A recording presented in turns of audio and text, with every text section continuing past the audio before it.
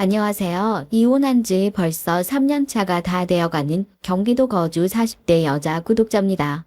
이곳에서 다들 재밌고 통쾌한 사연들 많이 공유하시기에 저도 제가 이혼하게 된 계기에 대해서 한번 말해볼까 하고요. 처음 이혼할 당시만 하더라도 내 인생에 뭔가 큰 흠이라도 생긴 것 마냥 괴롭고 힘들었었는데 사람들 얘기대로 시간이 약인 건지 아니면 큰 사건을 겪은 제가 좀 단단해지기라도 한 건지 이렇게 아무렇지 않게 사연을 쓰는 날이 오는군요. 요즘 사람들이 쓰는 말 중에 남미새라는 단어 있는 거 아세요? 이게 줄임말인데 남자의 미친 새끼라는 뜻이더라고요. 그렇다면 오늘 얘기의 주인공은 돈미새라는 호칭을 붙여줄 수 있지 않을까 싶어요. 제가 기어 이혼까지 하게 만들었던 돈에 미친 저의 전 시어머니. 그렇게 돈 하다가 결국 돈 때문에 얼마 전 큰 코를 납작하게 만들어주고 저도 3년 만에 복수할 수 있게 됐습니다. 이번 생은 망했다고 생각했는데 속 시원한 날이 왔다는 게 너무 행복하기만 하네요. 그럼 제 통쾌한 복수극 한번 들어보시겠어요? 수정아, 이번 주에 예약자 명단 확인해봤어? 확실히 날이 좋아져서 그런지 예약이 엄청 들어오네. 너도 방학이니까 친구들이랑 한참 놀고 싶을 텐데 이렇게 시골에서 일이나 도와주고 있어서 어떡하니? 이번 달 지나고 나면 아빠가 네 월급에 용돈까지 넉넉히 쳐줄 테니까. 아빠는 뭐 내가 돈 때문에 아빠 도와주는 줄 알아?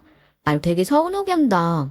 알바 경험도 없는 나한테 이렇게 중책을 맡겨준 것만 해도 내가 감사한 일이지?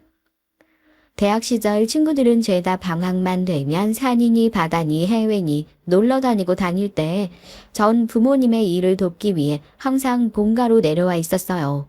산 좋고 물 좋은 지리산 자락에 위치한 저희 부모님이 운영하는 캠핑장 겸 펜션으로 말이에요. 눈 뜨고 잠들 때까지 하루 종일 청소하고 손님들을 상대하고 또 예약한 손님들의 명단을 관리하는 일을 했었지만 한 번도 힘들고 억울하다는 생각을 해본 적도 없는 것 같아요. 따지고 보면 저도 뭐 이렇게 숨 고르면서 좋은 풍경 구경할 수 있다는 게 이게 뭐 놀라운 거지 별거 있나 하고 생각했었거든요. 제가 대학생 때 갖춰놓은 이 숙소는 저희 부모님의 오랜 꿈이기도 했습니다. 결혼을 할 당시에 그렇게 부유한 형편이 아니었던 두 분이 처음엔 빚만 잔뜩 지고 숙박업을 시작하게 됐죠.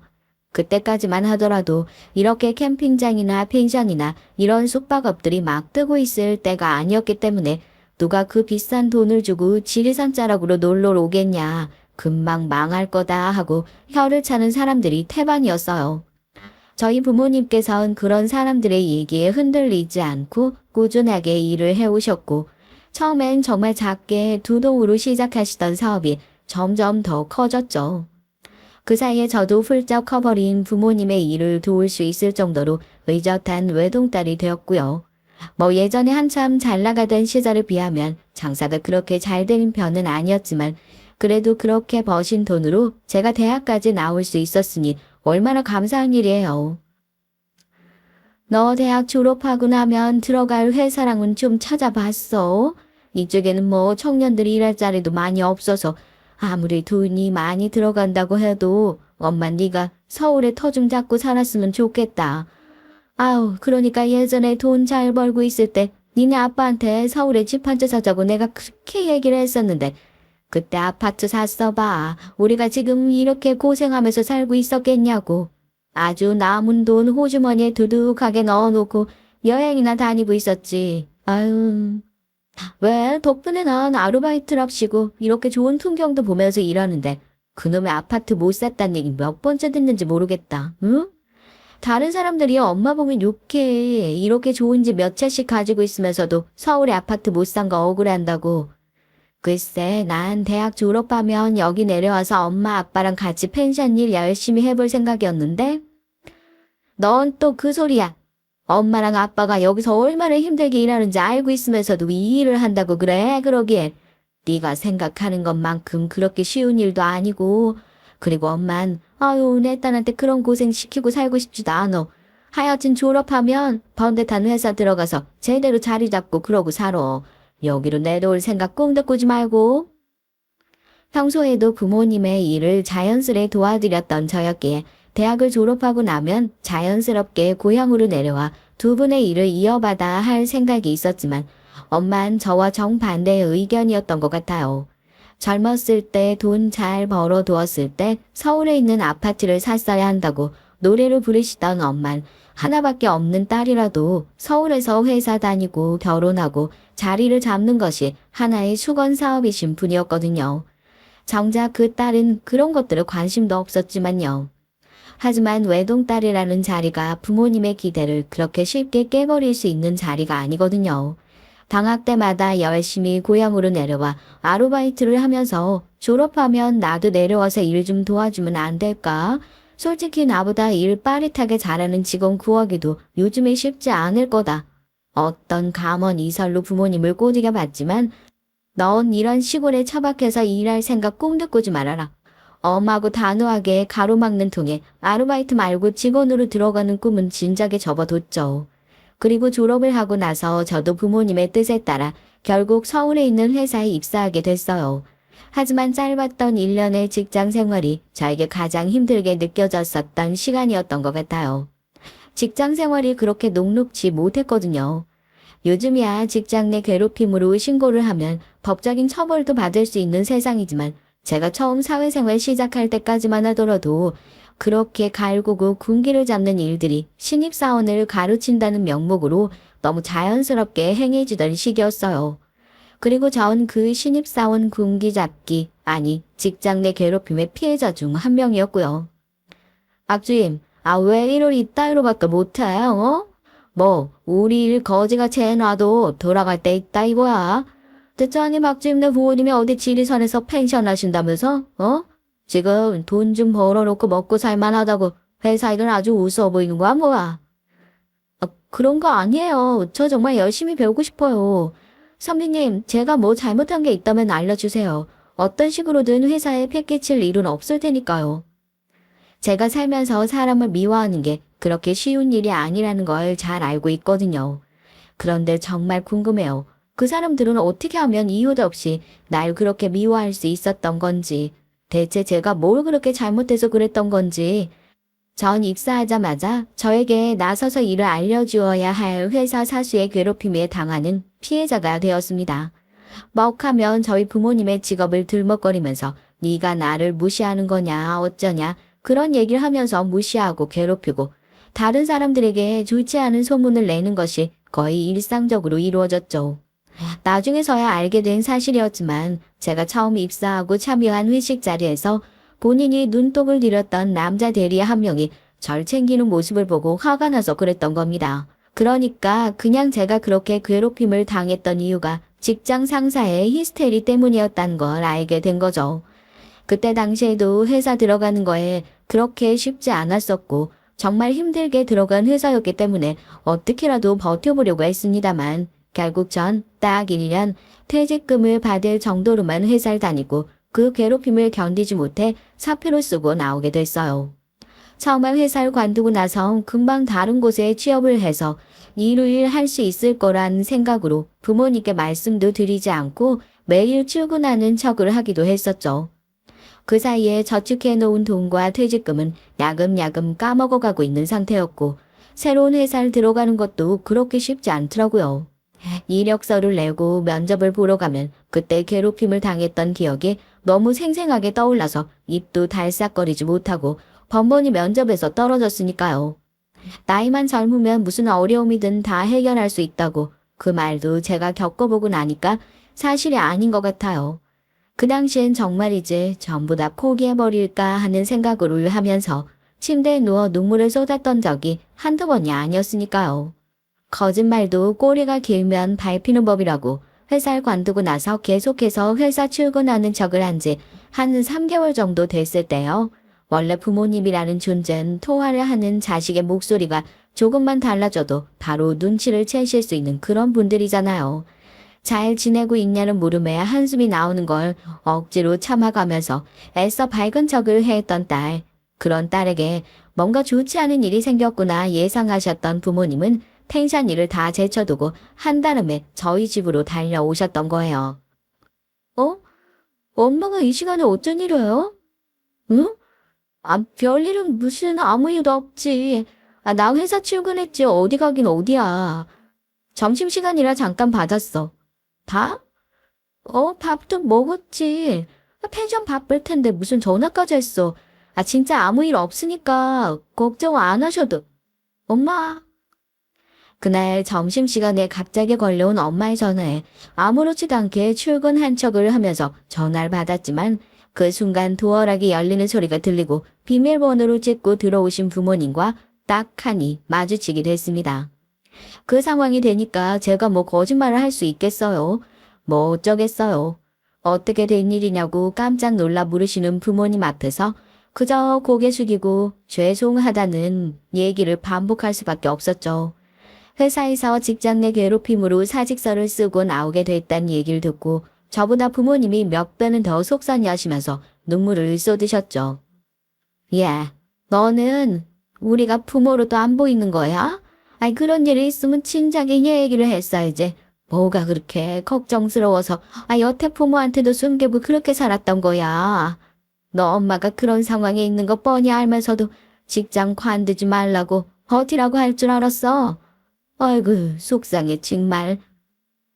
부모님의 기대를 저버릴 수 없고 실망시켜드릴 수 없다고 생각해서 일방적으로 행한 저의 행동이 부모님에게 더 큰 상처가 되었을 거라고 생각하지 못했어요. 걱정스러운 얼굴로 한달음에 달려오신 부모님의 품에 안겨서 그제서야 저도 목 놓아 펑펑 울었죠. 그동안 너무 힘들었다고 엄마 아빠한테 얘기하고 싶었는데 그러지 못해서 더 힘들었었다고. 저희 부모님도 참 대단하세요. 제가 그렇게 힘들어하는 모습을 보시자마자 바로 그 다음날 포장이사 업체 불러가지고 저희 집에 있는 짐 싹 빼서 제 손잡고 다시 지리산으로 내려왔어요. 이렇게 일 잘하는 우리 딸을 왜 회사에서 그렇게 깔고? 하여튼 그 회사 이제 땅을 치고 후회할 거다. 너 같은 인재를 놓쳤으니까 왜 너 하고 싶어 했잖아. 엄마 아빠 일 돕는 거. 우리도 이렇게 귀한 인재 모시면서 날로 먹을 생각 없고 월급도 제대로 쳐줄 테니까 계약서 쓰고 제대로 일 한번 해보자. 기죽지 말고 당당하고 어깨 펴고. 알겠어? 부모님이랑 그때부터 연봉 계약서 쓰고 제대로 일을 돕기 시작했던 거예요.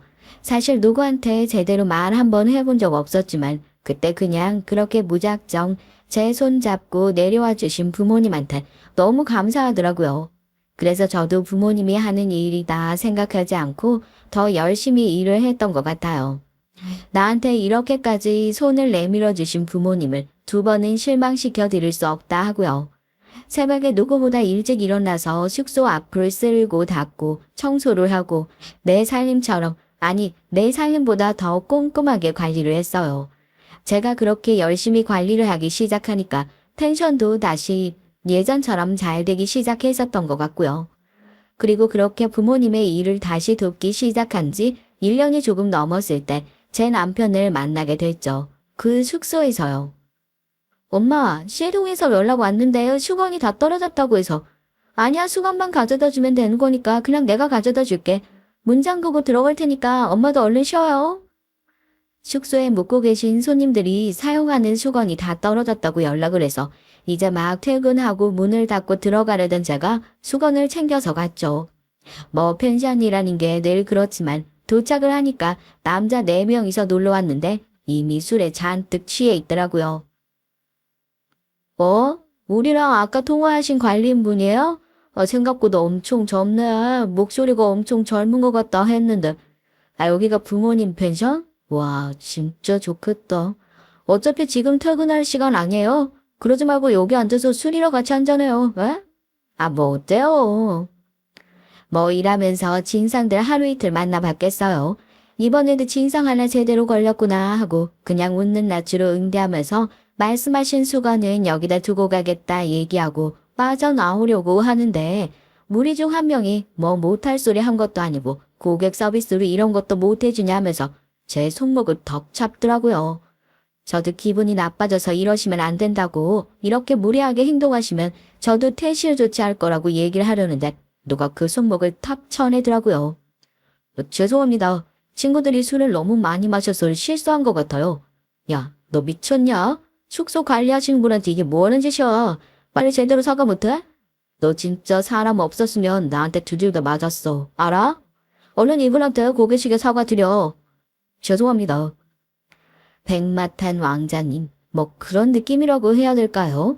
크게 위험한 상황은 아니었지만 그래도 나서서 친구의 머리를 손으로 꾹 눌러 기어이 사과까지 하게 만드는 그 사람이 그땐 그렇게 멋있어 보일 수가 없더라고요.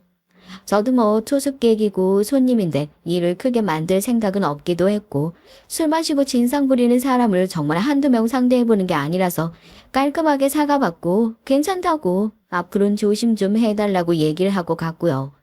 그런데 아까 나서서 상황을 말려줬던 그 사람이 제 뒤로 황급하게 쫓아오더라고요.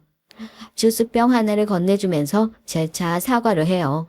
저도 술 먹고 저렇게 진상 부리는 사람이 한두 명도 아니고 그리고 덕분에 사과까지 받아서 그렇게 기분이 나쁘진 않았다고 괜찮다고 얘기를 하는데 우물쭈물하던 남편이 저한테 핸드폰을 쓱 내밀면서 번호를 찍어달라고 하더라고요.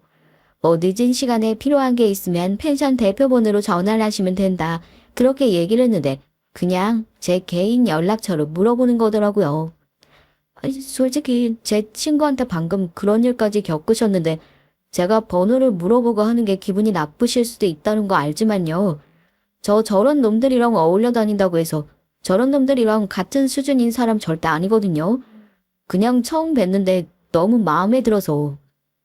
저도 아까 그런 난처한 상황을 해결해준 남편이 고맙기도 했고 처음 만났을 때부터 괜찮은 사람이다 싶어서 거기서 일하면서 처음으로 누군가에게 개인 연락처를 주었던 것 같아요. 그때부터 남편과 계속 연락을 하기 시작해서 연인이 됐습니다. 당시에 경기도에서 회사를 다니고 있던 남편은 제 얼굴을 보겠다고 퇴근하고 그 먼 거리를 달려서 제 얼굴을 몇 분 보지도 못하고 다시 운전을 해서 가기도 했었고요. 그렇게 뻔질나게 펜션을 찾아왔던 남편을 부모님께서 어떻게 모르실 수 있겠어요. 몰래 미래를 즐기고 들어가려다 부모님한테 딱 걸려서 다음날 연차 쓰고 남편이 밤새 저희 아버지와 술 대작을 했었던 적도 있었고요. 솔직히 그놈 처음에 네 남자친구라고 해서 별로일 거다 하고 색안경을 끼고 봤었거든.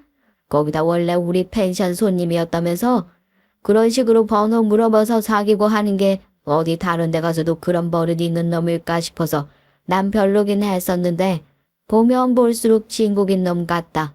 술 마셔도 흐트러지는 거 하나 없이 각이 딱 잡혀있는 것도 그렇고 얘기 들어보니까 직장도 꽤나 괜찮은 것 같던데 너는 뭐 결혼할 생각으로 만나고 있는 거야? 결혼? 결혼이야 뭐 그냥 이렇게 잘 만나고 하다 보면 할 수도 있겠지 뭐. 원래 남자는 아빠들이 봐야 정확하게 보는 법이라고. 나도 우리 딸이 어디 가서 꿀리지 않을 사람이라는 건 잘 알고 있는데 뭐 그럼도 영 나쁜 놈은 아닌 것 같아서. 하여튼 아빠는 둘 사이 찬성이니까 연애든 결혼이든 니들이 알아서 잘 해보라고. 알겠지? 남편이 워낙 싹싹했거든요. 저희 아빠 펜션이 한창 바쁠 땐 회사에서 자기 여름 휴가까지 반납하고 내려와서 아직 결혼도 안 한 사이였는데 사위 노릇하는 그런 사람이었죠. 아빠도 그 장인어른 소리가 영 듣기 싫은 눈치는 아니셨던 것 같고요. 그때 저야 뭐 남편한테 매기는 점수가 100점 만점에 100점이었죠. 저한테도 잘하고 가족한테도 잘하는 남자 누가 싫어할 수 있었겠어요? 뭐 마음에 걸리는 게 영 없는 건 아니었지만요. 당신이 외동딸이잖아. 그럼 이 펜션 나중에 당신이 다 물려받는 거야? 그럼 굳이 당신이 지금 이렇게 열심히 뭐 일을 도울 필요 있어? 어차피 나중에 다 물려받게 될 텐데. 당신도 그냥 나랑 같이 경기도 올라가서 직장 생활하는 게 어떻겠어? 뭐... 아니야. 이건 당연히 부모님이 일군 건데 내가 아무런 노력도 없이 받을 수가 없는 게 당연한 거지.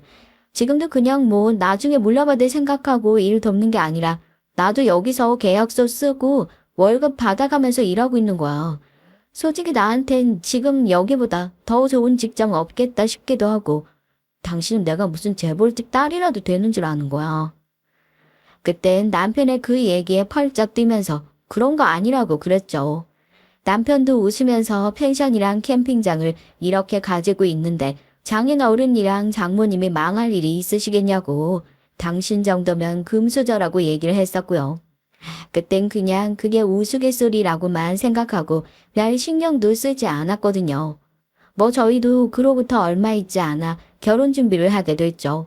시어머니가 한 분만 계신다는 게 마음에 좀 걸리기도 했었는데 시어머니도 남편도 각자 일을 하고 있어 나와 산 지도 꽤나 돼서 잘 챙기지 않는다고. 나 같은 불효자가 없다 너스레를 떠는 남편 얘기를 들으며 뭐 큰 걱정은 하지 않았어요. 요즘엔 대리 효도니 뭐니 남자들 결혼 준비만 시작하고 나면 없던 효심도 다시 활활 타올라서 며느리로 무슨 희생양처럼 본인 엄마한테 바치려준다고 하던데 이 사람은 그럴 것 같지도 않았고요. 물론 오만한 추측이긴 했지만요. 처음 시어머니를 만났을 때 보통 분이 아니구나. 좀 빡센 스타일이시긴 하구나. 단박에 알아차리고 걱정스럽긴 했지만 그거 외엔 별다른 거 없는 가족이었어요. 너희 집에서 펜션 한다며? 아이고 너무 잘됐다. 내가 애 키우면서 어디같이 놀러 가본 적이 한 번도 없었는데 이제 결혼하고 나면 사돈 떡으로 놀러 가면 되겠네. 평생 돈 쓰면서 여행 다닐 일은 없겠다. 내가 우리 아들 덕분에 이런 덕도 다 보고, 그래서 넌 결혼하고 나서도 그 펜션 일 계속 도울 생각이니? 우리 아들 기러기 만들 생각은 아니지. 부모님과도 상의를 해볼 일인 것 같아서요. 이 사람은 주말 부부 해도 괜찮을 것 같다 얘기했었는데 저희도 아직 결정한 게 없어서 결혼 준비하면서 차차 얘기가 뭐 주말부 그게 무슨 말도 안 될 소리야. 주말부부 하면 남편이든 마누라든 필시 바람 날 수 있는 건 몰라. 너 그건 네 남편한테 바람피라고 등 떠밀어주는 거랑 다를 바가 없다 정말로. 남잔 눈에서 멀어지면 마음에서도 멀어지는 법이라고. 네가 나서서 남편 관리 빡세게 해도 모자랄 판에 돈 좀 있다고 우리 좀 무시하고 그런 거 아니지? 솔직히 처음 인사 갔을 때 저 소리 듣고 황당했던 게 아직도 기억이 나요. 저희 집이 펜션을 한다는 얘기를 듣자마자 그러면 이제 아들이랑 둘이서 공짜로 여행 다닐 수 있다고 기뻐하시니 시어머니. 아직 결혼도 안 했는데 저런 얘기를 참 편하게도 하시는구나 싶어 1차로 표정 관리 안 되고 있는데요. 자기 아들 기러기 만들면 안 된다고. 얘기하다가 감정이 북받치셨는지 눈물까지 흘리시면서 우리 아들 불쌍해서 어떡하냐 그러시는 통에 당황해서 진땀 뺐어요. 남편도 옆에서 아직 결정 난 것도 아닌데 그렇게 성급하게 판단하실 필요 없다면서 시어머니 말렸고요. 정신없이 그렇게 인사가 끝났어요. 왜 사람이 살면서 그런 거 있잖아요. 막상 그 자리에선 한마디도 못하는데 집에 들어와서 곰곰이 생각해보니 기분이 나쁜 그런 것들이요. 저도 인사 다녀오고 나서 딱 그런 기분이라 부모님한테도 말씀드렸죠. 부모님도 그땐 실제로 시어머니를 겪어보신 게 아니었으니까 시어머니의 태도가 당연하다는 입장이셨고요. 나 같아도 결혼하기도 전부터 주말부부 하겠다 얘기하면 누가 좋아하겠어, 그리고 아무리 조서방이 좋다고 하더라도 그건 너무 니네 욕심이야. 물론 안 싸돈 반응이 이해가 안 될 수도 있고 하겠지만 입장 바꿔서 생각해봐라. 그건 엄마도 찬성이야. 이제 신혼 사이에 멀리 떨어져 지내서 뭐 좋을 게 있다고. 지금 당장 일이 바쁜 것도 아니고 너도 당분간 조서방 따라가서 살림하면서 지내. 당장 너 없다고 우리 망하는 것도 아닌데 뭐. 기러기 부부는 아무리 생각해도 아니라고. 부모님도 지금 도와주고 있는 일 정리하고 살림부터 해라 얘기를 하셔서 저도 거기에 대해선 더 할 말이 없었고요. 시어머니 덕분에 투닥거리긴 했었지만 결국 주말 부부도 안 할 수 있게 됐었고 저도 경기도로 올라와서 남편 회사 근처에 신혼살림 차려놓고 잘 지내고 있어서 결혼 후 얼마간은 서로 문제없이 사이좋게 잘 지냈었던 것 같습니다. 하지만 사람은 절대로 고쳤을 수 없다고 하잖아요. 결혼하기 위해서 필사적으로 연기를 하고 있었던 이 두 모자의 뻔뻔함이 그때부터 서서히 드러나기 시작했죠. 여보, 다음 주에 우리 엄마 생신이잖아. 지난번 생신 땐 밖에 있는 식당에서 우리끼리 외식했는데 엄마가 이번 생신은 좀 외롭다고 친구들이랑 같이 보내고 싶다는데 알잖아. 나도 지금 회사에서 성과급 나오려면 한참 멀어서 어디 해외여행 보내드리고 싶어도 보내드릴 수 있는 상황도 아니고. 그래서 말인데 이번 생신 때 장인어른 장모님 펜션에 자리 좀 내줄 수 있을까 하고. 알지. 그래 내가 미리 얘기하는 거잖아. 응? 아니면 내가 장모님한테 직접 전화드려서 그날 날짜 좀 빼주실 수 있는지 직접 여쭤볼까? 이제 와서 유치하게 결혼할 때 누가 더 많이 했네 덜 했네 이런 얘기 하고 싶지 않고요. 여튼 갑작스럽게 시어머니 생신 때 저희 가족끼리도 아니고 시어머니와 시어머니랑 친하게 지내는 동네 친구들 몇 분까지 해서 저희 펜션으로 여행을 보내드리면 어떻겠냐는 겁니다. 사실 그 얘기를 했던 시기가 성수기이기도 했고 차라리 펜션 많은데 다른 데 보내드리면 어떻겠냐. 아무리 그렇다고 하더라도 우리 부모님이 신경 쓰고 챙기시려면 불편해하실 것 같다. 적당히 돌려서 거절도 했었는데 안 된답니다. 어머님이 죽어도 거기로 가고 싶다고 하셨다고요. 결국 제가 쉽게 허락을 해줄 것 같지 않으니 따로 저희 친정 엄마한테 전화해서 상황을 얘기하고 여쭤봤다고 하더라고요. 저희 엄마가 사위한테 그렇게 전화까지 왔는데 안 된다고 하실 분이 아니잖아요. 그렇게 시어머니 생신 다 돼서 우리 아들 덕분에 펜션 놀러 간다고 신나셨더라고요. 저희 집 펜션 놀러 가시면서 대체 아들 덕분이라고 왜 강조를 하시는지요. 그렇게 여행 잘 다녀오시고 마무리가 됐으면 이렇게 기분 나쁜 일도 없었을 텐데 친정 부모님께 미리 말씀을 드리긴 했죠. 그냥 다른 투숙객들이랑 똑같이 해달라고. 뭐 크게 신경 쓸 건 없을 거라고요. 그래도 사돈이 다른 날도 아니고 생일 보내겠다고 온 건데 저희 부모님이 신경을 안 쓰실래야 안 쓰실 수가 없을 것 같아서 남편한테 얘기해서 저녁에 차 끌고 내려갔습니다. 아무리 그래도 어머님 생신인데 케이크라도 하나 사들고 가서 깜짝 파티라도 해드리자. 그러면 더 좋아하실 거다. 좋은 마음으로 갔던 거였어요. 참, 안 가봤으면 큰일 날 뻔했더라고요. 제가 펜션에 도착하자마자 처음 봤던 모습은 시어머니가 무슨 직원 부리듯이 저희 부모님에게 이것저것 요구하고 있는 모습이었습니다. 술을 한 잔 걸치셨는지 얼굴이 빨개지셔선 바베큐장에서 다른 손님들이 옆에 있는데도 아랑곳하지 않고 큰 소리로 이거 가져다 달라 저거 가져다 달라. 저희 부모님도 사돈의 부탁이니 어찌할 줄 모르고 쩔쩔매시는데 그거 보고 눈 안 뒤집힐 자식 있나요? 차에서 얼른 내려서 시어머니한테 갔죠.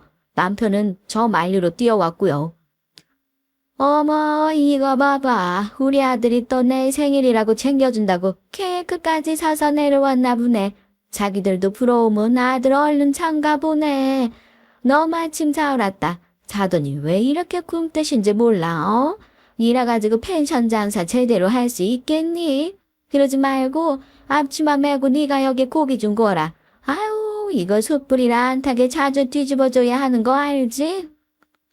술에 취해가지고 엄청 반가운 사람이라도 만난 것처럼 제 손에 고기 굽는 집게 들려주면서 이제 부모님으로도 모자라서 저까지 자기 밑에서 부리는 직원 취급을 하시는 어머님 때문에 완전히 꼭지가 돌아버린 거예요.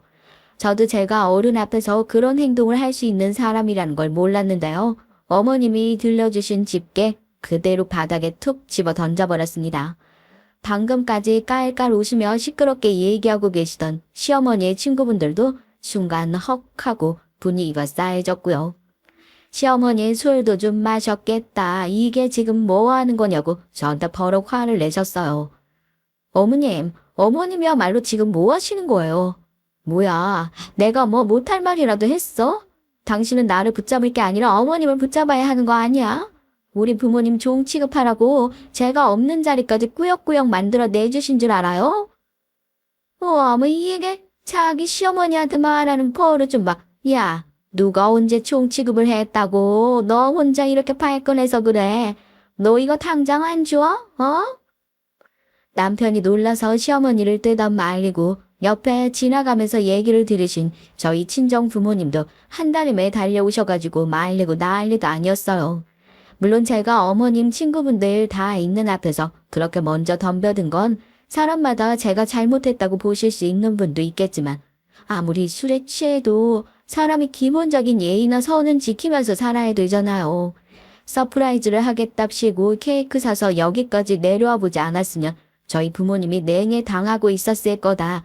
그런 생각을 하니까 더 열받는 것도 있었고요. 그래서 죽어도 죄송하다는 소리가 안 나오더라고요. 거기서 그냥 열이나 한번 받고 마무리될 줄 알았죠. 남편도 시어머니가 잘못하신 게 분명히 있으니까 당신이 먼저 사과해라 어째라 그런 얘기 저한테 한마디도 하지 않고 그렇게 자리가 파하고 방에 들어갔고요. 시어머니도 술에 만땅 취하셔서 거기서 더 일을 키우시진 않으셨어요. 문제는 다음날 아침에 있었죠. 술에서 깨우고 친구분들에게 어제의 상황을 들었던 시어머니 곱씹어서 생각해보니까 본인도 억울하고 친구들 앞에서 며느리한테 그렇게 쪽팔린 짓을 당했다는 게 어지간히 억울하셨던 모양입니다. 새벽같이 저랑 남편이 자고 있는 방 문을 쾅쾅 두드리면서 이것 좀 열어보라고 소리를 지르시더라고요. 제가 문 벌컥 열고 시어머니 눈 빤히 쳐다보면서 한마디도 안 졌어요. 네가 어떻게 친구들 앞에서 날 그렇게 망신 줄 수 있냐 어쩌냐 하길래 그러면 어머님은 친구분들 앞에서 어떻게 저희 부모님이랑 절 그렇게 망신 주실 수 있냐 오히려 제가 사과받아야 하는 상황 아니냐 하고 따졌고요. 그렇게 2차전이 발발하고 서로 한마디도 안 지고 따박따박 화내고 있다가 퇴실 시간이 가까워져서 겨우 싸움은 끝나고 말이에요. 그런데 며칠 후 친정 부모님에게 온 전화 한 통화 때문에 겨우 가라앉았던 제 화가 다시 끌어오르게 됐습니다. 내가 사돈한테 직접 연락하는 것보다 너한테 연락을 하는 게 나을까 싶어서 그런다. 너 안사돈한테 죄송하다고 말씀은 드렸어? 아무리 그래도 안사돈 친구분들 다 있는 자리에서 네가 버르장머리 없었던 거야. 그건 확실하게 죄송하다고 사과드리면서 혹시 이체는 언제쯤 해주실 건지 한번 여쭤봐라. 이체라니? 그게 무슨 소리야? 어머니 왜 펜션 결제 아직도 안 해주신 거야? 친정 엄마의 전화를 받고 저는 황당함을 감출 수 없었습니다. 친구분들과 함께 펜션에 가신다고 고집을 부리셔서 극성수기임에도 불구하고 자리를 만들어 드렸었고 저희 펜션 특성상 바비큐장에서 이용하는 고기나 부대 시설의 비용은 따로 결제를 해야 되는데 펜션 방값이야 100번 1000번 양보해서 생신 선물로 결제해 드릴 수 있는 부분이라고 해도 친구들까지 다 끌고 오셔서 어마어마하게 드셨던 고기와 술값을 하나도 계산하지 않으셨다는 거예요. 그걸 결제하실 상황이 안 되셨다고 한들 저희한테 미리 얘기를 했었어야죠. 저희 부모님은 정말 아무것도 모르고 사돈이 혹시라도 기분 상해 하실까 싶어 여태 말도 못하고 있었다는 겁니다. 이미 한번 들이받아 봤는데 2번이 어렵겠어요. 그냥 됐다고 대접한 셈 치고 말잔 친정 엄마의 말도 듣지 않고 바로 시어머니에게 전화해서 지금 이게 어떻게 된 상황이냐 따져 물었죠. 애초에 양심적이고 생각이 있으신 분이었으면 사돈이 운영하는 펜션에 친구들 우르르 끌고 가서 무전 취식도 하지 않으셨겠죠. 그때 시어머니의 태도가 얼마나 어이없었는데요. 다른 날도 아니고 내 생일인데 그거 하나 해준 거 가지고 뭐가 얼마나 억울해서 이렇게 쪼르르 전화를 걸었어? 그날 네가 내 친구들 앞에서 망신 준 것만 생각하면 아직도 자다가 화가 나서 벌떡벌떡 일어난다 내가. 그래도 별 수 있겠니? 내가 어른이니 니들 참아주고 살아야지. 나도 그때 일 가지고 앞으로 별 얘기 안 할 테니까 너도 그냥 네가 결제하든지 사돈한테 이 얘기를 하든지 해라. 그러면 서로 퉁치는 셈 되지 않겠어? 그게 어떻게 그렇게 퉁칠 수가 있는 일이에요. 그리고 전 그렇게 퉁치고 싶은 마음 전혀 없어요. 제가 잘못한 건 제가 잘못한 거고 저희 부모님이 돈 못 받으신 거랑 그게 무슨 상관이에요? 저도 어머님한테 가서 제대로 사과 드릴 테니까 어머님도 그 돈 내세요. 제가 그날 친구들 앞에서 망신을 줬으니 서로 퉁치고 넘어가자는 시어머니의 말씀에 그게 무슨 소리냐 난 절대 그렇게는 못하겠다 딱 잘라서 거절했습니다. 어른이 먼저 손 내밀어주면 죄송합니다 감사합니다 소리만 해도 모자랄 판에 이렇게 끝까지 넌 잘못이 없다는 듯이 바락바락 대들기만 하냐고 뭐라고 하시더라고요. 더 듣지도 않고 전화 팍 끊어버리고 시어머니한테 문자로 저희 펜션 계좌번호 하나만 띡 하고 보냈어요. 남편이 어머님한테 그 얘기를 전해 들은 건지 저녁에 와서 한바탕 더 화를 냈었고요. 어떻게 우리 엄마한테 그렇게 함부로 얘기를 할 수 있냐. 어머니 말씀대로 그냥 모른 척하고 넘어가면 될 일 아니냐. 그 돈 얼마나 되냐? 자기가 내겠다. 짜증을 내는 남편을 보면서 아, 이놈도 남편 아니고 남의 편이구나 싶었고요. 그것보다 우리 부모님 그런 소리 듣게 해서 미안하다 얘기가 나오는 게 먼저 아니야? 넌 네 엄마만 엄마고 부모님이야? 입장 바꿔서 어머님이 그런 소리 듣고 그런 취급 받는다고 생각하면 넌 가만히 있을래? 내가 그깟 돈 때문에 이러는 것 같아? 듣기 싫으니까 조용히 해. 남편이랑도 한바탕 싸우고 그때 처음으로 이혼 생각을 했었죠. 그래도 저 그 얘기 한 번도 입 밖으로 꺼낸 적 없습니다. 이혼하고 싶은 마음이 아무리 굴뚝 같다고 해도 그거 밖으로 꺼내는 순간 정말 되돌릴 수 없다는 걸 알고 있었으니까요. 그런데 어떻게 이혼녀가 되었냐고요? 이런 일에도 참고 넘어갔는데요. 그러니까 말입니다. 제가 그렇게 백날 첫날 보살같이 살 게 아니었는데요. 이혼 얘기 먼저 꺼낸 거 제가 아니라 남편이었거든요. 많이 힘든 거야? 캠핑장은 정리했다고 했잖아. 아, 지금이라도 내가 내려가서 일 도울까? 응? 다 같이 힘든 뭘 어떡하겠어. 넌 그냥 네 살림이나 잘하면서 살아. 이런 건 아빠가 다 알아서 할 테니까 정리할 거 정리하고 축소할 거 축소하고 하면서 견뎌봐야지. 갑자기 숙박 쪽에서 불경기 타격을 맞게 되면서 한 번도 휘청인 적 없는 부모님의 사업이 휘청이기 시작했어요. 걱정되는 마음에 내려갈까 말까 하고 있는 상황에서도 남일인 것 마냥 모른 척하고 있던 남편이 그렇게 야속할 수가 없었죠. 가족 일 신경 쓰는 것만으로도 머리가 터질 것 같은데 사돈댁은 요즘 더 어떻다고 그러냐. 장인어른 요즘도 많이 힘드시냐. 그냥 단순히 시댁에서 안부 묻는 거라 생각하고 있었는데 이제 더 빨아먹을 게 없다 생각이 들어 계속해서 그냥 저희 집안 사정을 떠보고 있었던가 봅니다. 결국 잘 나가던 펜션이 반토막이 나고 캠핑장 문을 닫고 직원들 월급 챙겨주고 뭐하고 한다고 은행에서 대출까지 받아가며 버티던 아빠가 폐업 신고하게 되었고요. 그 소식을 들은 지 얼마 안 돼서 남편은 저를 불러 친정을 챙겨야 하는 것이 아니냐 묻더니 그럼 이혼하자고. 이혼해서 당신도 내려가서 친정 식구들 챙기던지 하라고 그렇게 이혼 통보를 하더라고요. 배신감을 참을 수가 없었습니다.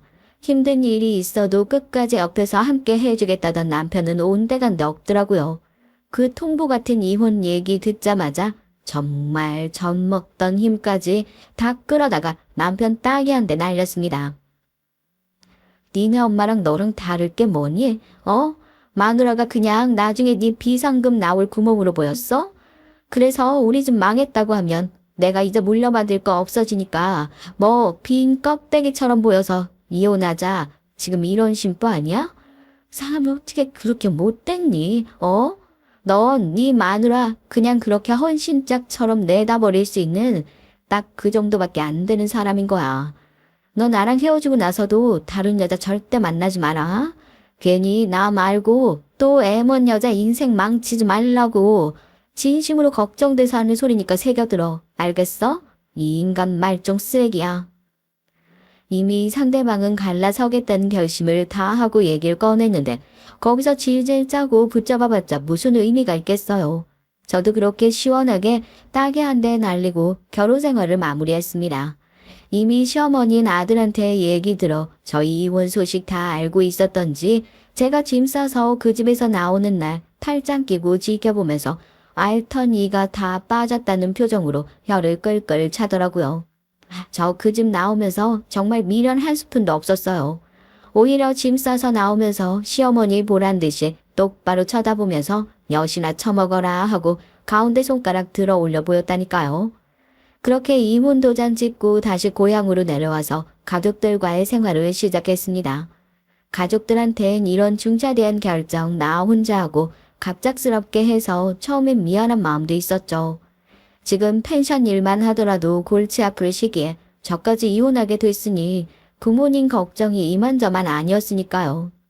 그래도 우리 집 망해서 이혼했단 소리 하는 것보다 그냥 내 성격이 거지 같아서 시댁에서 안 좋아했네 얘기하는 게 속이 훨씬 더 편했고요.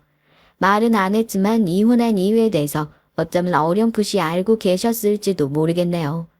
그리고 나서 3년 동안 진짜로 저희 세 식구 모두 나 딱 죽었다 하는 마음으로 미친 듯이 일을 했습니다. 평생의 꿈이었던 숙박업을 해놓고 하루아침에 문을 닫게 됐으니 얼마나 속이 상하셨겠어요. 열심히 살다 보면 기회는 분명히 다시 온다는 생각으로 세 식구 각자 다른 곳에 가서 아르바이트 하면서 빚 갚고 다시 재기할 수 있도록 사업 자금을 열심히 마련하고요. 중간에 했던 재테크들도 곧잘 성공하는 바람에 아버지는 정말 빠르게 재기에 성공할 수 있었어요. 그냥 당시 일어선 정도가 아니었죠. 지역에 호텔을 하나 올렸고요. 모텔이나 펜션밖에 없는 동네에 부티크 수준 호텔이라도 호텔에 올라가고 나니까 출장을 온 직장인이며 외국인 관광객들이 몰리면서 예약 잡기 힘들 정도로 명성이 점점 올라가게 됐죠. 3년 만에 다시 올린 호텔은 그렇게 반년 만에 근처 지역에서 2호점까지 나올 정도로 성공했고요. 저희 가족 2호점 리본 가위로 끊으면서 그동안 고생했던 3년, 아니 제 결혼 생활까지 포함해서 6년이 훌쩍 넘는 시간들을 떠올리면서 서로 끌어안고 눈물을 흘렸었다니까요. 우리 세 식구 앞으로도 주변에서 뭐라고 하든지 우리만 생각하면서 서로 아끼고 여태 살았던 것처럼 살자. 이혼이 될 수야, 응? 행복하게 살면 그만인 거지.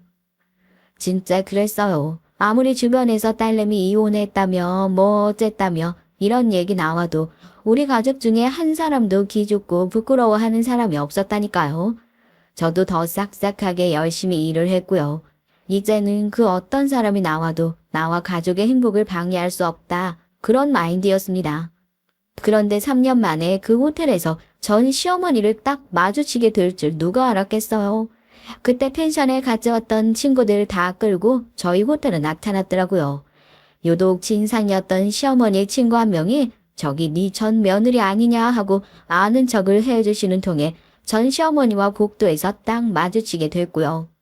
저도 그날은 휴무일이어서 그냥 잠깐 쉬러 온 거라 유니폼을 안 입고 있어 제가 그냥 호텔에 놀러 온 거라 생각을 하셨나 봐요. 편안한 제 옷차림을 위아래로 쓱 훑어보더니 바로 무시가 깔린 눈으로 절 쳐다보면서 그러더라고요. 네가 여기 어떻게 왔냐고요. 호텔에 왜 왔냐고 물어보는 사람도 있어요. 왜요?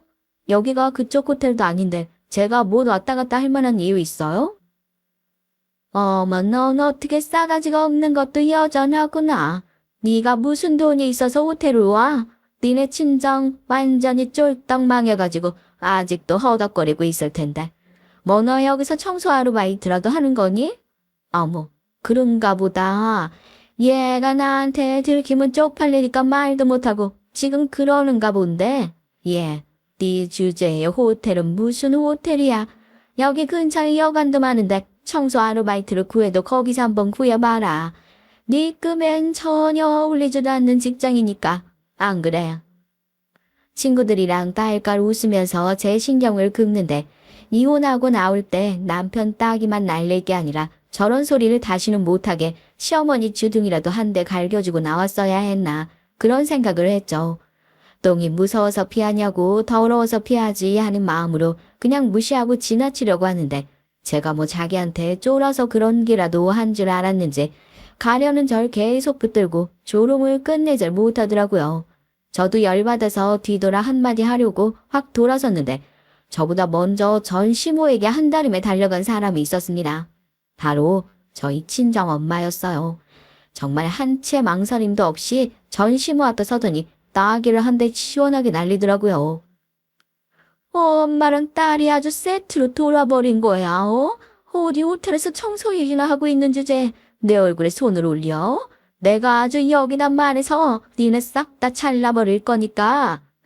자르긴 누가 누굴 마음대로 잘라. 수정아 뭐하고 있니? 얼른 호텔 보안팀 전화해라. 이렇게 막대먹은 사람을 어떻게 함부로 호텔에 들일 수 있는지 프론트 직원들도 당장 오라고 그래. 이 사람들 신분 확인해서 다시는 투숙객 명단을 받지 말라고 블랙리스트 올려두고 와. 왜요? 호텔에서 청소나 할 줄 알았던 사람이 이런 소리 하니까 아주 어안이 벙벙하지. 아줌마들이 생각 없이 떠들어대고 있는 이 호텔 우리 집 거야. 이 호텔 대표가 우리 남편이라고, 뭐? 아이, 이 호텔이 바깥 사돈 거라고? 아니, 그때는 분명히 망했다고. 이거 다 뻥이지? 뭐? 누가 누구 마음대로 바깥 사돈이야? 우리 딸 돈 없다고 그 집에서 내쳐서 이혼녀 만들었을 땐 언제고? 왜? 지금 와서 호텔이 우리 집 거라고 하니까 다시 사돈지간이라도 되고 싶어서 아주 드릉드릉하지? 김치국 마시고 앉았네. 당신같이 격 떨어지는 시어머니 있는 집에 우리 딸 다시 들여보낼 일 없으니까 뭐하고 서 있어요? 당장 짐 싸서 안 나가고 호텔 규정 확인 안 해보셨나? 다른 투숙객들에게 불평감 줄 수 있는 행동할 경우에 즉시 퇴실을 요청할 수 있다. 당신이 지금 애꿎은 우리 딸 붙잡아서 손님들 다 왔다 갔다 하는 입구에서 이러는 거 굉장히 불쾌하고 무례하니까 당장 여기서 나가줘야겠는데? 지나가던 손님들도 멈춰서 저희 싸움 구경하고 있고 저희 친정엄마가 제 이혼에 대한 얘기를 하자마자 손님들도 다들 한마디씩 얹더라고요. 무슨 저런 쓰레기 같은 인간이 다 있냐고. 전시모 끝까지 인정 못하고 이렇게 손님 함부로 내쫓아도 되는 거냐. 내가 여기 경찰이고 동사무소고 영업 못하게 다 신고할 거다. 되려 으름장을 놨습니다. 어머, 저 여자 완전 뻔뻔한 거 아니야? 돈 없다고 지금 이혼시켜놓고 여기 와가지고 또 진상 부리고 있는 거잖아? 노인 얼굴에 욕심 드득드득 붙은 것 좀 봐라. 진짜 저렇게는 안 늙어야지. 아줌마 나가요. 다른 투숙객들한테 불편감 준 거 맞으니까 당신 같은 사람이랑 한 공간에 있다는 것 자체가 불쾌하고 더러워요. 상황을 지켜보고 있던 손님들이 다 같이 나서서 한마디씩 해주자 친구들이랑 즐거운 시간 보내려고 했던 전 시어머니는 그렇게 얼굴 새빨개져서 들고 있던 수건으로 얼굴 가리고 방으로 올라가 짐 싸서 도망치듯 나왔다니까요. 그런 모습 보면서 저랑 저희 친정엄마 배꼽 잡고 웃었고요. 그 뒤에도 아쉬움이 있었는지 옛날 일 다 내려놓고 털어놓고 만나서 얘기 좀 하자는 전 시어머니의 문자 메시지에 답장으로 욕을 한 10조 정도 시원하게 갈겨주고 번호를 영영 차단했습니다. 정말 농담이 아니라 저희 호텔 블랙리스트에 있는 시어머니 얼굴이 가장 먼저 가장 유일하게 대문짝처럼 나와 있고요. 혹시라도 제가 얼굴을 기억하고 있는 전 시모의 친구분들이 있다면 먼저 2년부터 끊고 오시라고 그러면 투숙을 받아주겠다고 할 생각이에요.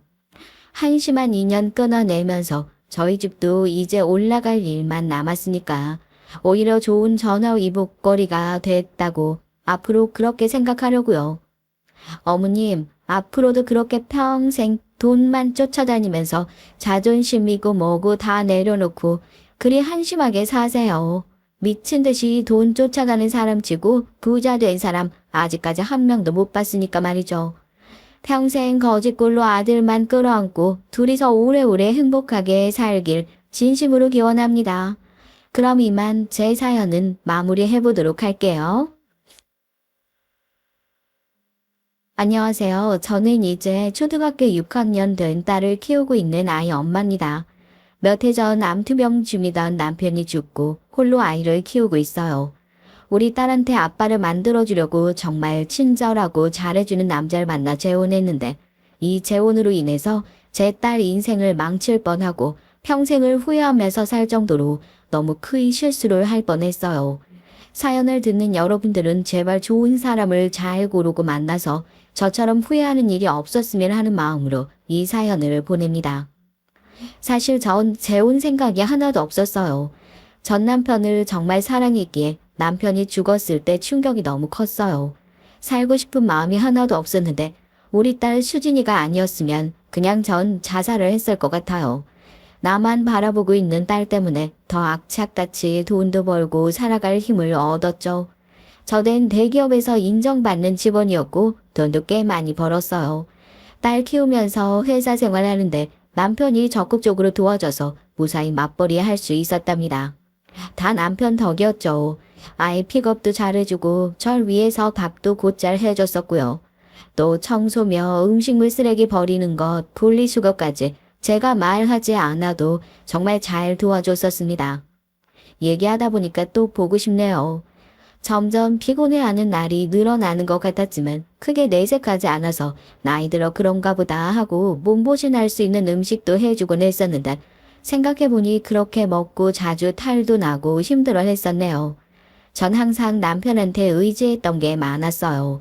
힘들다는 제 투정에 항상 절 안아주고 달래주곤 했었거든요.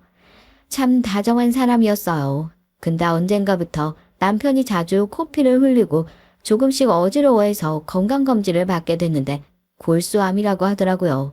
이미 상당히 진행이 됐다고. 이 정도면 본인 스스로도 몸이 안 좋다는 걸 많이 느꼈을 텐데 너무 늦게 왔다고요. 남편한테 물어보니 몸이 안 좋다는 걸 1년 전부터 느끼고 있었는데 그냥 몸살 기운이겠지. 나이가 들어서 그렇겠지 하다가 점점 겁이 나고 무서워서 차일피일 검사를 미루고 있었대요. 괜찮을 거야, 괜찮겠지 하면서요. 근데 점점 진통제도 듣지 않고 보약을 먹어봐도 아무 효과가 없던 차에 제 등살을 못 이겨 검사를 받았더니 골수암 진단을 받은 거였어요.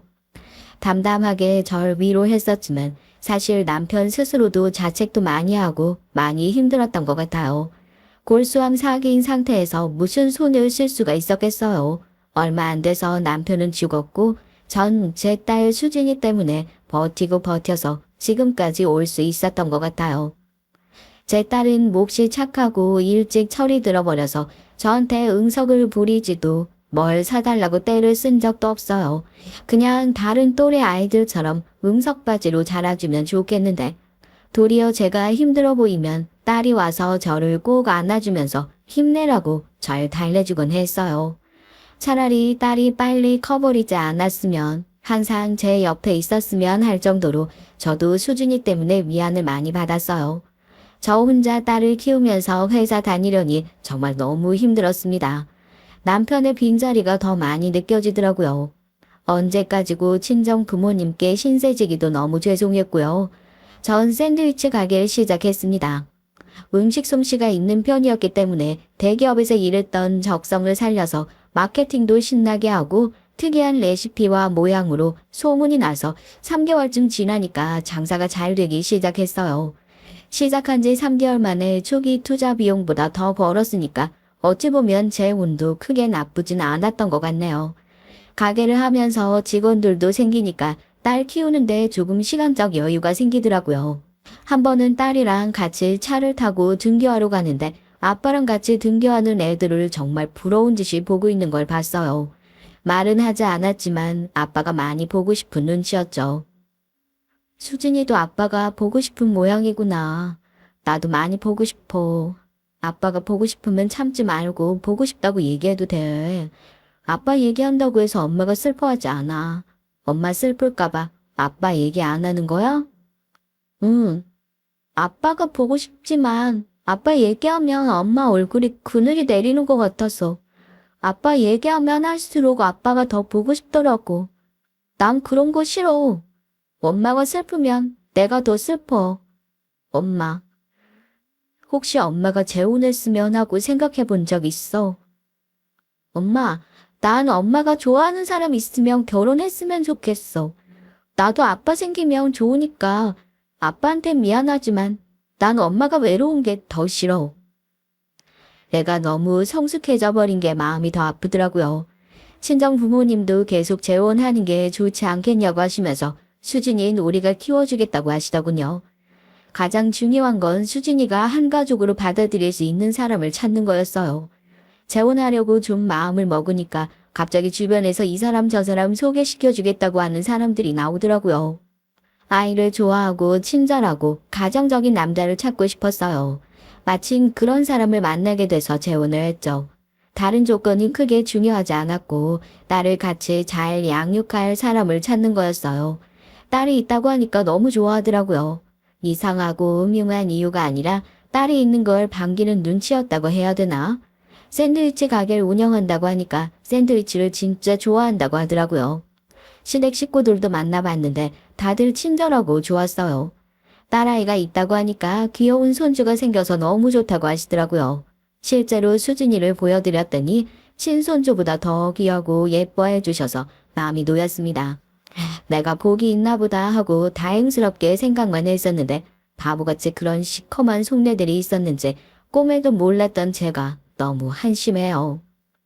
평소에 그런 사람의 검은 속내를 잘 알 수가 없잖아요. 세상에 전 시동생 때문에 시댁 식구들이 우리를, 수진이를 어떻게 생각하는지 알게 됐어요. 세상에 주변에 전자발찌 찬 사람 보신 적 있으세요?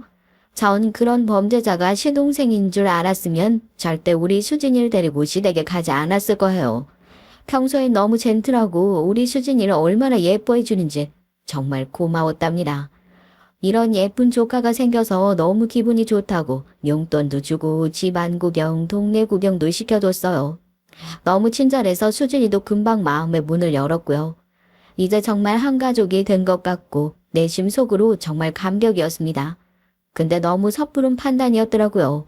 꿈에도 생각하지 못했었는데 새 가족이 생겼으니 가족 사진을 찍자고 하시더라고요. 가족 사진 찍어보신 적 있으시죠? 사실 가격이 싼 것도 아니고 몇십만 원씩 돈이 드는데 시댁 식구들이 정말 즐겁게 당연한 듯이 사진을 찍자고 하더라고요. 거실에 걸린 가족 사진을 보면서 이제 드디어 수진이한테 정말 가족을 만들어줬다는 사실이 진짜 뿌듯했어요. 친정 부모님께도 찍은 사진을 보내드렸는데 제대로 가정을 이룬 것 같다며 정말 좋아하셨죠. 정말 아무 문제 없고 평화롭기만 한 일상이었는데 문제가 드러나는데 그렇게 오래 걸리지 않더라고요.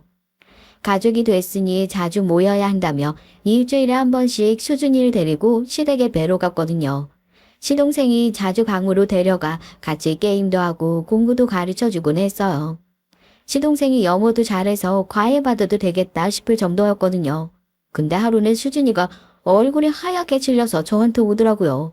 제 뒤에 숨어서 덜덜 떠는데 느낌이 이상했습니다. 애가 땀도 흘리고 엄마 집에 빨리 가요. 빨리요. 계속 집에 빨리 가자고 부쳤어요. 뭔가 무서운 걸 보고 놀란 것처럼 울먹거리고 너무 긴장해 있더니 나중에 슬슬 열이 나더라고요. 처음엔 뭔가 말하려다 시동생을 보고 움찔 놀라면서 눈치를 보더니 아프다고 집에 가고 싶다고 하더라고요. 시동생이 갑자기 몸이 안 좋은지 잘 놀고 있다가 그런다며 자기 방에서 쉬게 해도 되겠냐고 하더라고요. 순간 애가 제 옷을 콱 움켜쥐고 덜덜 떨길래 뭔가 잘못됐던 생각이 들었죠. 집으로 가겠다고 하고 빨리 시댁에서 나왔어요. 남편은 저녁 먹고 오라고 하고 저희끼리 나왔는데 시동생은 수진이가 걱정된다고 하면서 집까지 굳이 데려다 주겠다고 하는 거예요. 괜찮다고 2번이나 거절했는데도 계속 데려다 주려고 하는데 수진이가 너무 불안해하는 것 같아서 정말 괜찮다고 하고 빨리 나왔습니다. 시동생이 돌아서 가는데 뭔가 동물의 왕국에서 사냥감 놓치고 허무하게 돌아가는 사자 같은 느낌이라고 해야 할까? 괜히 이상한 생각이 들더라고요. 시동생이 멀어지니까 딸에도 조금씩 안정을 되찾는 것 같았어요. 집에 도착하니까 애가 열이 펄펄 나고 아프더라고요. 뭔가 많이 놀란 것 같았죠. 시댁에서 무슨 일이 있었는지, 삼촌이랑 무슨 일이 있었는지 물었는데 애가 계속 말하기를 망설이더라고요. 속 깊은 애가 자기로 인해서 행복한 가정에 문제가 생기면 안 된다고 생각한 건지 편하게 말 못하고 꾹 참고 있는 게 보여서 네가 행복하지 않으면 절대 행복한 가정이 될 수 없는 거라고 얘기해줬더니 펑펑 울면서 그러더라고요. 삼촌이 이상하다고요. 같이 게임하고 공부하고 놀다가 잠시 쉬자고 하길래 같이 촉감놀이 같은 걸 하자고 했대요. 어린애도 아닌데 무슨 촉감놀이지 싶었거든요. 무슨 오일 같은 걸 가져오더니 자기 팔에 바르면서 만져보려고 했다고 하더라고요. 미끄덩하고 느낌이 신기했대요. 처음에는 팔을 만져보라 하고 그 다음엔 다리, 그 다음엔 시동생 팬티 속에 손을 넣으라고 시켰대요. 싫다고 하니까 직접 손을 잡아서 억지로 넣었는데 무섭고 힘들었답니다. 재밌지 않냐면서 이상한 소리를 내고 몸을 떨어서 무서웠는데 자기 손에 오일을 바르더니 수진아 이제 네 차례야. 내 거 만졌으니까 네 것도 만져보자 하면서 바지를 벗기려고 해서 너무 무서워서 뛰어왔다고 하더라고요. 제가 혼자 된 후로 아빠 없는 수진이가 걱정돼서 성교육을 많이 시켰거든요.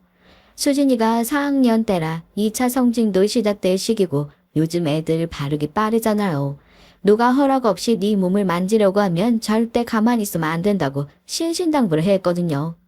선생님이든 누구든 함부로 네 몸을 만지는 건 있어서는 안 될 일이라고 여러 번 얘기하고 같이 성교육 영상도 많이 봐서 수진이도 알 건 아는데 그리고 너무 충격적인 얘기를 들어버렸죠. 심지어 삼촌 발목에 이상한 검은 시계 같은 게 있었다고 해서 그게 뭘까? 애플워치 이런 건 발목에 차고 있을 리가 없는데 생각했죠. 그러다 뉴스를 보는데 성범죄자 얘기가 나오고 전자발찌에 대한 얘기가 나오더라고요. 갑자기 삼촌 발목에 있는 검은 발찌가 뭔지 감이 오더라고요. 설마 했는데 전자발찌 사진을 캡처해서 삼촌이 발목이 차고 있던 게 이거냐고 물어봤더니 맞다고 하더라고요. 진짜 하늘이 노래진다고 하는 말을 그때 실감했어요. 그러고 보니 수진이가 예쁘다고 계속 따로 방에 데리고 가서 놀고 동네 구경시켜준다고 손잡고 데리고 나가고 했는데 제가 미처 친절함에 속아 그런 속내를 몰랐던 것 같아서 저 자신한테 너무 화가 났습니다. 전 너무 무서웠어요. 수진이마저 잘못된다면 전 세상 살 이유가 없는데 수진이로 위해서 가족을 만들어주고 싶었을 뿐인데 그게 수진이를 너무 위험하게 만들었다고 생각하니까 정말 제 자신이 너무 한심스럽더라고요. 애를 안심시키고 재웠어요. 앞으로 절대 그런 일 없도록 할 거라고 하고 다시는 시댁에 안 가도 된다고 했어요. 안 가도 괜찮다고요. 그제서야 애가 마음이 좀 편해진 것 같았는데 그걸 보니까 정말 울컥하더라고요. 애가 얼마나 마음을 졸였으면 그리고 그 삼촌은 좀 아픈 사람이니까 엄마가 없을 때 보게 되면 주변에 도움을 요청하거나 엄마한테 바로 전화 달라고 했죠. 집이 멀어서 마주칠 일은 없겠지만 꼭 상대하지 않아도 된다고 확실하게 말해뒀습니다. 남편이 집에 들어와서 수진이는 괜찮냐고 하면서 동생이 정말 걱정을 많이 했다고 하더라고요. 전 남편한테 애가 왜 놀랐는지 아냐고 시동생이 한 일을 다 얘기했죠. 전자발찌 찬 건 왜 숨긴 거냐고 말이죠. 남편은 별일 아니었고 누명을 써서 그렇게 된 건데 괜히 선입견 생기고 그럴까봐 걱정돼서 말 안 했다고 하더라고요. 미성년자 성추행이나 강간해서 그렇게 된 게 아니냐고 하니까 말을 못 하더라고요. 선입견? 아무 잘못도 안 했는데 나라에서 전자발찌 채울 리가 없잖아요. 어떻게 딸이 있는 나한테 그런 걸 속여요. 애가 시동생이 한 짓 때문에 놀라서 지금 얼마나 놀라고 식은땀을 흘리고 했는지 알아요. 자기 때문에 불화가 생길까봐 말도 안 하려고 하는 걸 내가 한참을 구슬리니까 간신히 덜덜 떨리는 목소리로 말하더라고요. 어떻게 그런 걸 숨겨요. 생각 같아서 경찰에 고발하고 싶은 걸 참는 거예요. 수진이는 다시 시댁에 데리고 가지 않을 거니까 그렇게 아세요. 어떻게 그런 천사 같은 맑은 얼굴로 그런 짓을 할 수가 있어요? 전 너무 무서워요. 만약에 내가 아무것도 모르고 계속 삼촌이랑 수진이를 방치했다면 무슨 일이 생겼을지 정말 끔찍해요.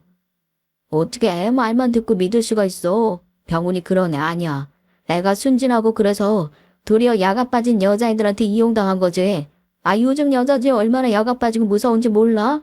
같이 좋아서 관계하고 성폭행 당했다고 돈 달라고 협박하고 안 되면 고발하는 세상이야.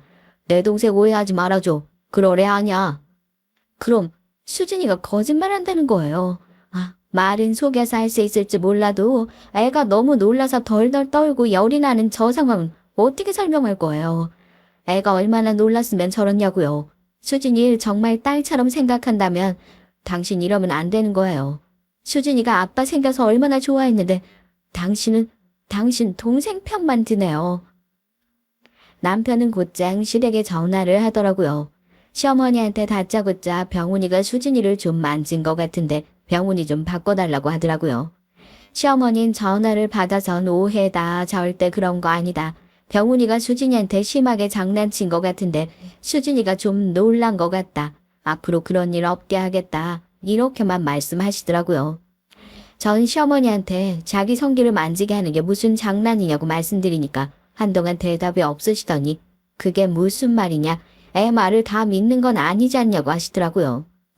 어린애 장난을 너도 그렇게 심각하게 받아들이면 곤란하다고 하시더라고요. 이제 우리 가족인데 친밀감을 표현한 걸 그렇게 받아들이면 어떻게 하냐고 하더라고요.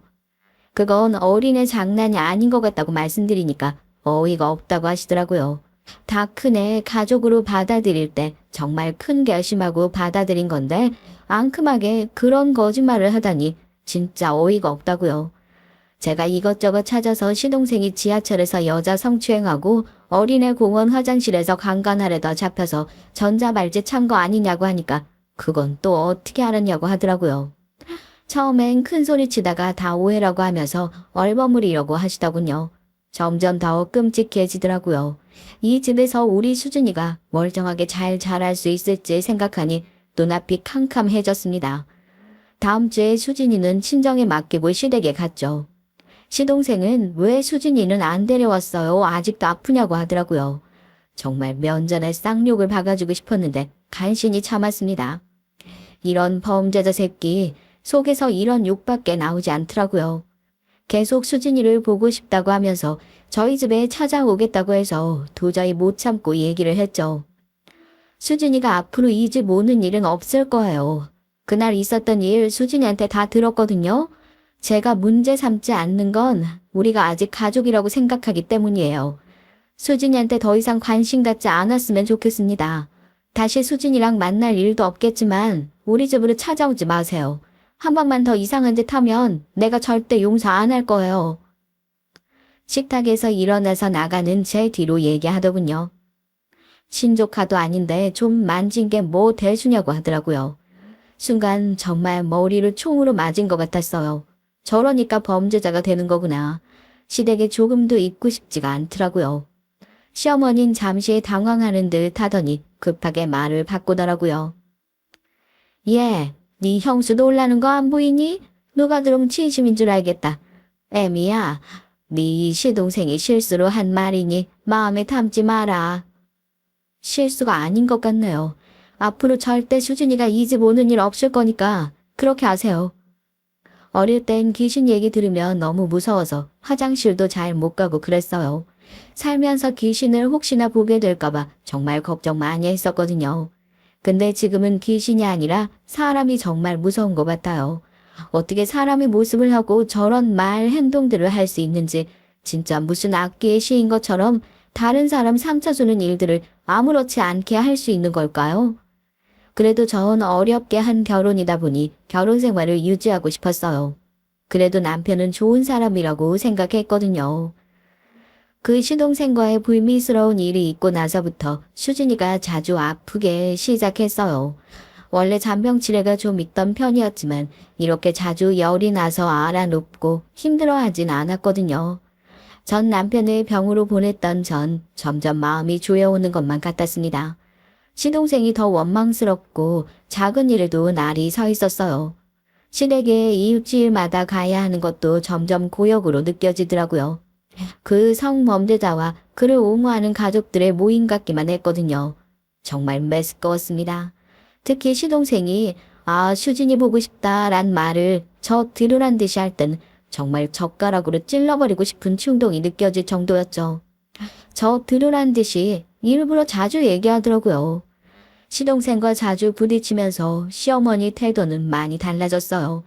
마냥 친절하고 따뜻한 분인 줄 알았는데 그 아들만큼이나 사이코패스 같은 언행을 하기 시작하고 절 도발하기 시작했거든요.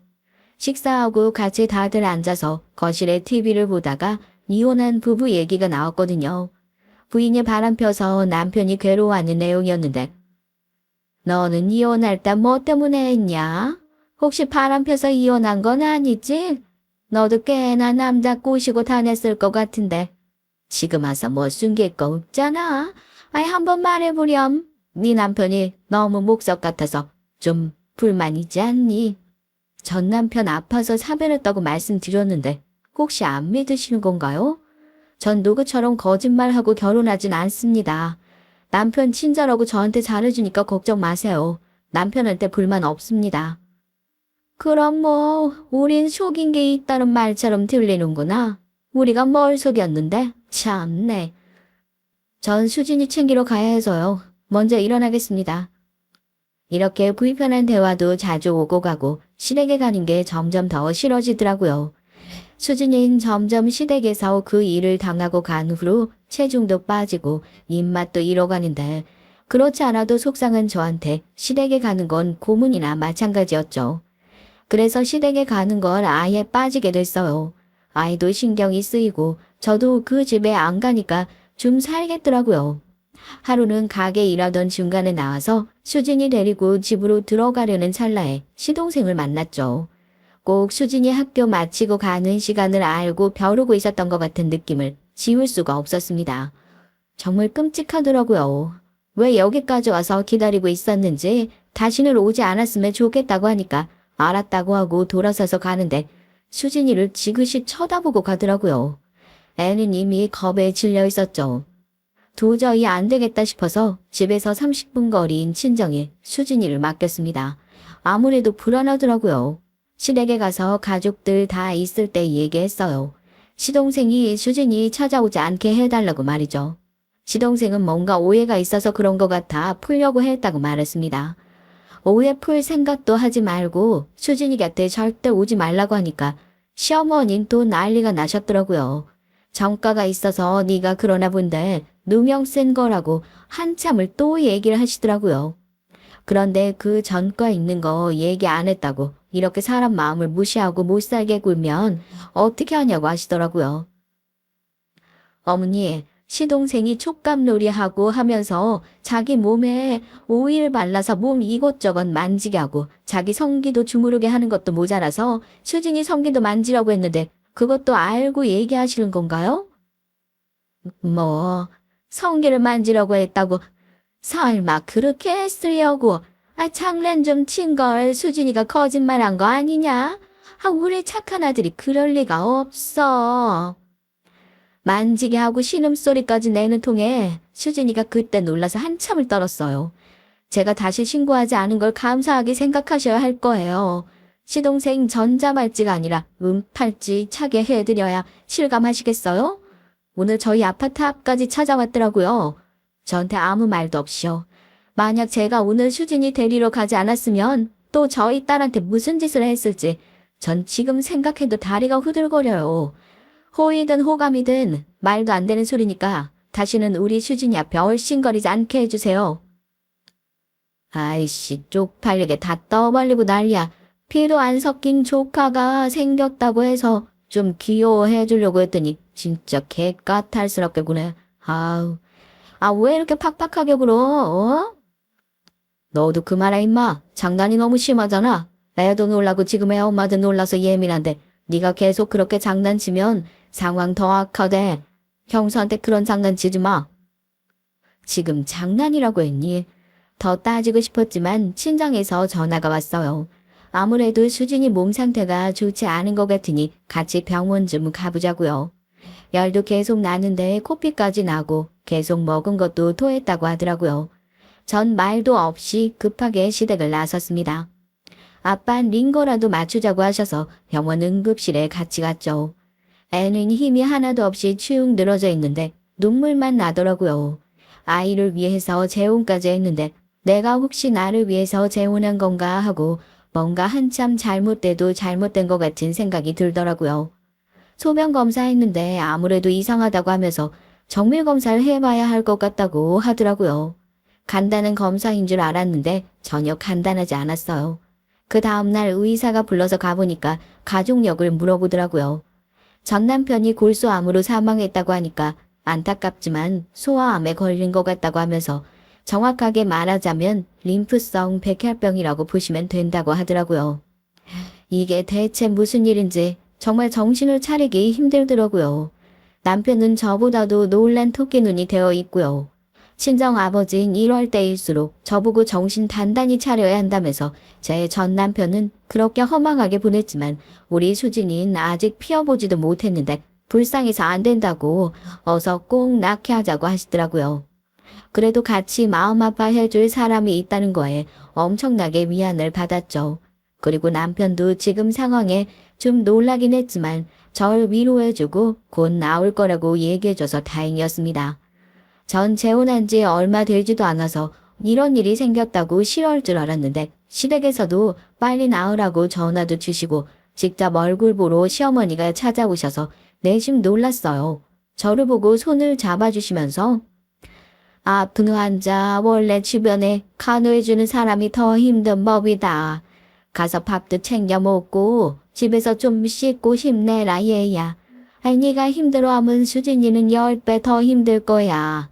저 작은 몸으로 병마랑 싸워서 이기려면 네가 밝게 마음먹고 악착같이 간호하는 수밖에 없다. 이렇게 얘기를 해주시더라고요. 정말 감동받아서 눈물이 다 나더군요. 전 좀 쉬라고 집에 보내고 남편이랑 당신이 직접 지켜보겠다고 하셔서 안심이 돼서 집에서 좀 쉬고 있었어요. 근데 친정 아버지가 전화 오셔서 지금 어디냐고 소리를 치시더라고요. 평소에 제가 알던 목소리가 아니었어요. 아무리 큰일이 있어도 그렇게 고래고래 고함 치실 분이 아닌데 전 너무 놀랐답니다.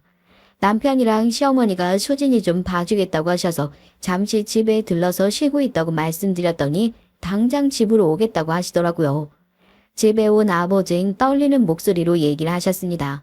네 남편이랑 시엄마라는 사람 이상한 적 없었냐고요. 처음부터 이상한 것 없었고 그냥 참 저한테 친절하게 잘해주셨어.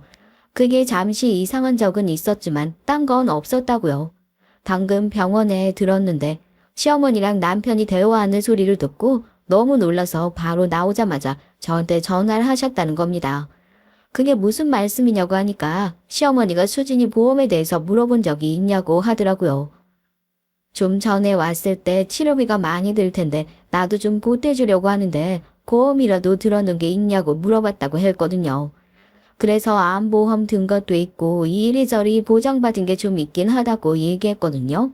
설마 하는 생각이 들더군요. 아빠가 두 사람의 대화를 알려주셨습니다. 내가 말했지 산월등만큼 용한 무당이 없다고. 진짜 보통 아니지 않냐? 딸에 있는 여자를 골라서 결혼해야 우리 집에 있는 애군도 떨어지고 돈도 생길 거라고 했단 말이다. 원래 네 동생 때문에 우리 집에 애군이 가득했는데 딸 있는 여자를 만나야 그것도 옮겨가고 돈도 챙길 거라고 했는데 하얗까 보니까 수진이 앞으로 된 보험이 많은 것 같더라. 의심 사지 않게 잘 알아보고 돈 받으면 이리저리 필요하다는 핑계로 돈 받아서 바로 이혼해. 한재산 챙기고 제대로 된 여자 만나서 다시 결혼하자. 내가 얼마나 놀랐는지 알아요, 엄마? 설마 그 무당 말대로 그렇게 될 줄은 꿈에도 몰랐어요. 어린 게 정말 불쌍하긴 한데. 병원이 때문에 그동안 우리가 얼마나 힘들었어요. 저 화상도 돈 받으면 나중에 요양원 같은 곳으로 치워버리고 우리 이제 호강하면서 살아요. 당연하지. 내가 그 산월 무당집에 돈을 얼마나 갖다 바쳤는데 정말 이 일이 안 풀려서 이번에 제대로 효과 없으면 이놈의 신당 다 불을 싸질러 버리겠다고 했더니 이런 묘책을 알려준 거잖아. 그 집 요즘 내가 이리저리 소문내고 선전해준 덕분에 다시 장사도 잘 되고 흐름 타고 있다니까. 아이고 꼴 좋다. 계속 우리 병원이 의심하더니 에이그. 저도 지 자식 때문에 고생 좀 해보라지. 어쨌든 돈 받으면 바로 이혼하는 거다. 알겠지? 네, 저도 더 연기하기 힘들어 죽겠어요. 마음도 계속 불란스럽고요. 빨리 끝내자고요. 대화 내용을 다 들은 전 눈물만 나더군요. 아빠는 저를 보고 정신 단단히 차리라고 하셨어요. 애도 아픈데 애 엄만 10배, 100배 더 강해져야 하는 거라고요. 제가 무당이 우리한테나 수진이한테나 해코지 하면 어떻게 하냐고 하니까 그런 건 절대 걱정하지 말라고 하시더라고요. 다루지 않은 건 언제든 탈이 나게 되어 있는 거라고 하시면서요. 아빠가 저렇게 도와주시려는데 내가 더 힘을 내야겠다 다짐했습니다. 저것들 청소는 아빠가 다 할 테니 너는 수진이 간호에 정성을 다해 꼭 수진이 살려내라고 하셨죠. 저희 아빠가 원래 군인 생활 하셨거든요. 오래 복무하셔서 경찰 쪽에도 아는 사람도 많고 기자나 법 쪽에까지 인맥이 넓으세요. 한평생 다르게 근무하시고 얼마 전에 퇴임하셨는데 아빠가 저렇게 말씀을 하시니까 사실 저도 약간 겁나긴 하더라고요. 나중에 아빠한테 얘기를 전해 들었는데 정말 충격적이었습니다. 경찰 일 하다가 잠시 쉬고 있는 지인한테 그 산월댁이라는 무당에 대해서 좀 알아봐 달라고 부탁을 하셨나 봐요. 평소에 부탁 같은 거 하지 않으시는 분인데 사연을 들으시고 발벗고 나서 주셨대요. 얼마 안 돼서 소재를 알아내셨는데 시어머니가 아주 문턱이 닳도록 왔다 갔다 하고 있는 모양이더라고요. 아버지인 그 지인 형사분이랑 같이 무당집에 가셔서 호통을 치셨답니다. 어디 사술로 남한테 해를 끼치냐고요. 그런 짓을 하고도 무슨 신이 도와주기를 바라냐고 악기만 그득하게 불러 모아서 악의 신쥐가 되려고 하냐고 호통을 치셨다고 하네요. 그런데 웬걸 무당이 보자마자 엎드려서 죄송하다고 비울고 빌었대요. 그렇지 않아도 기도에 효험도 없고 점사도 잘 안 나와서 고민하던 차에 시어머니의 게임에 넘어가서 자기 집안의 애군을 좀 해결해주면 큰 돈도 벌 수 있게 해주고 손님들도 데려오겠다고 해서 애군을 다른 사람 집에 보낼 수 있도록 해줬는데 그 후로부터 한 남자가 엄청 괴롭히고 점사도 방해하고 몸도 너무 아파서 그렇게 고통스러울 수 없다고 얘기를 하더라고요. 그래서 찾아오실 줄 알았다고 하는데 헛소리를 하나 싶어 더 큰 소리로 뭐라고 하셨대요. 제발 살려달라고 하면서 오신 김에 저 남자분들 좀 제발 데려가 달라고 하더래요. 후배랑 같이 갈 거라고 했더니 허공을 가리키면서 저 환자복 입은 남자분이요. 아저씨 사위라는데요. 자살해서 돌아가셨고 딸이랑 부인이 너무 걱정돼서 못 가고 계신데요. 아파서 힘들어서 자살해서 죽었대요. 같이 있는데 너무 힘들어요. 좀 데려가세요. 그 말을 듣고 한참을 울었어요. 남편은 사실 암투병하다 너무 고통스러워서 병원에서 자살을 했어요. 고통도 고통이었는데 가족들이 자기 때문에 긴 시간 힘들어하다가 고통받을까봐 병원에서 사고가 난 척 위장했었는데 나중에 저한테 보내온 문자를 보니 사망보험금 받을 수 있게 다들 그냥 암투병하다가 사고가 나서 죽은 걸로 알게끔 해놨다더라고요. 보험회사에서조차도 의심하지 못하도록 정말 모든 게 치밀했어요. 차마 그 방법은 다른 사람들한텐 알릴 수가 없었죠. 여기에도 대충 말하는 걸 이해해 주세요. 충격으로 정말 힘들었지만 주변 누구에게도 알리지 못하고 오로지 수진이 때문에 살았네요. 아빠한테도 그때서야 전 남편이 자살했다고 얘기해줬고요. 아빠도 듣고 정말 마음 아파하셨어요. 전 남편이 우리 곁에 있다면 듣고 있겠지 하면서 우리 수진이 좀 아프지 않게 해달라고 마음속으로 계속 빌었답니다. 여보, 내가 정말 못 볼 꼴 보여줬다, 그치? 수진이 덜 외롭게 아빠 만들어주려는 마음밖에 없었는데 난 왜 이렇게 사람 보는 눈이 없을까? 정말 미안해, 여보. 우리 때문에 걱정돼서 못 가는 거라면 우리 수진이 아프지 않게 해주고 가. 당신한테 이러는 거 참 미안하지만 우리 수진이 마저 아파서 가버리면 나 정말 못 살 것 같아. 어떻게든 좀 도와줘요. 아빠는 아는 지인분이랑 한참 상의를 하시더라고요. 다른 사람들이 들으면 아연실세 깔 내용들이었지만 아빤 정말 열정적으로 참교육할 계획을 세우셨습니다.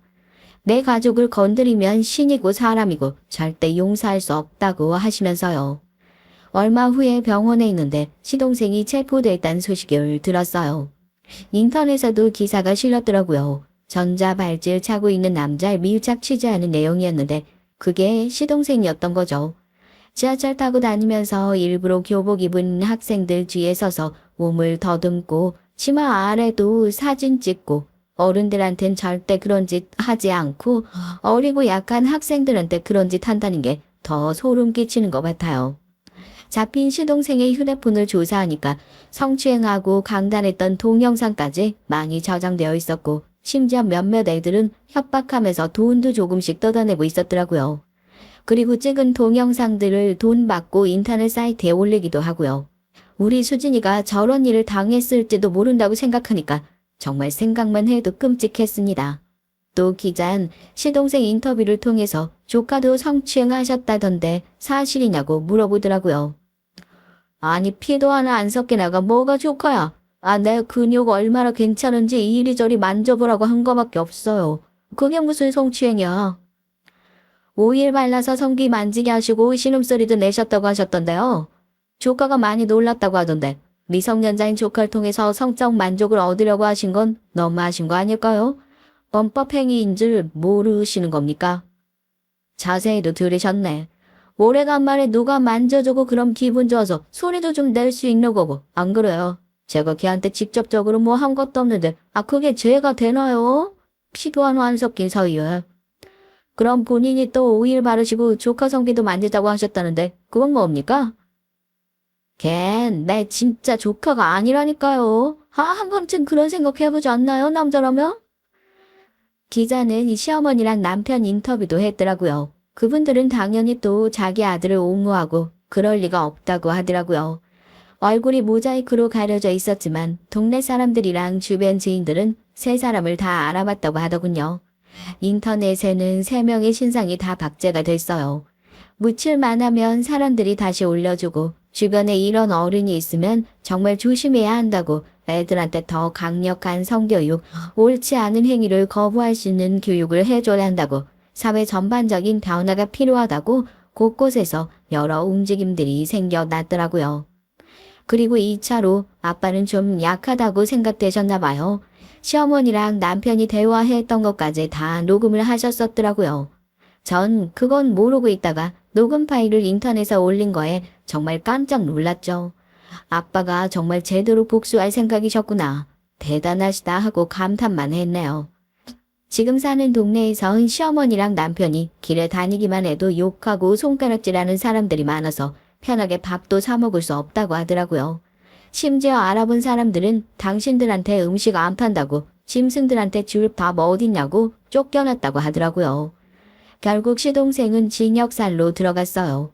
외국은 그런 사람들이 징역살로 들어가면 자기들이 했던 방법 그대로 참교육 당한다던데 더 비참하게 오래 살았음 하네요. 전 이 시댁보다 먼저 선수 쳐서 이혼했어요.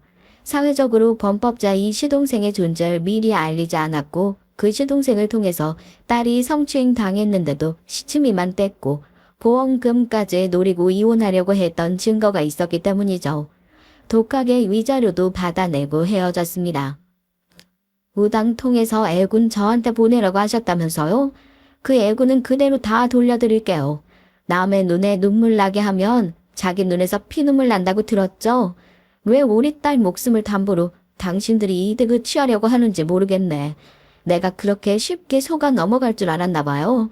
설사 우리 딸이 죽었다 할지라도 그 돈은 사회에 환원을 할전저 당신들 배불리는 땐 절대 쓸 수 없지. 어때요? 세상 곳곳에 당신들 얼굴도 팔리고 신상도 다 팔린 기분이? 그 시커먼 속내가 세상 곳곳에 다 알려졌는데 기분이 어떤지 소감 좀 말해주세요. 결국 알려져서 당신도 회사에서 해고당했다면서요? 어디 시골이나 외국에 가지 않으면 당신들 이제 한국에서 살기 힘들걸? 잘 살아봐요 어디. 평생 결혼도 못하고 당신 어머니나 모시면서 외롭고 지독하게 잘 살아보세요. 이 정도로 하고 보내주는 게 다행인 줄 알아요. 당장 꺼져요. 두 모자는 아무 말도 못하고 주변을 살피면서 급하게 사라지더라고요. 한심하면서도 참 다행이란 생각이 들었습니다. 이렇게 스치듯 겪은 것에 정말 감사하더라고요. 그 사람들을 참교육하고 나니까 정말 다행히도 수진이 병세도 좋아졌어요. 진짜 액땜인지 뭔지 옮겨간 건지 몰라도 이제 상관없어요. 전 남편의 사랑도 다시 한번 깨닫게 돼서 정말 좋았고요. 마음속으로 빌었습니다. 여보, 이제 나 걱정하지 말고 편한 곳으로 가. 하늘나라에서 가끔씩 우리 수진이 봐주고 지켜줘요. 여기선 내가 열심히 수진이 지킬 테니까 당신 이제 여기서 더 아프지 말고 편안한 데로 가자. 마음이 전달된 걸까요? 그냥 전엔 남편을 생각하면 마음이 부서지는 것처럼 아팠지만 지금은 그냥 편안해졌어요. 수진이 거짓말처럼 점점 차도를 보이더니 이제 완쾌했다고 생각할 정도로 좋아졌고요. 악성이긴 했지만 빨리 발견한 것도 다행이었고요. 이제 마지막 항암만 남았는데 잘 견뎌주고 있어요. 덕분에 표현을 잘 못하시던 친정 아버지가 많이 달라지셨죠. 엄마한테도 저한테도 평생 경직된 되게 무뚝뚝한 사람이었거든요. 아빠가 어렵고 무서워서 자주 외식이나 같이 해외여행 다녀본 적 거의 없었거든요.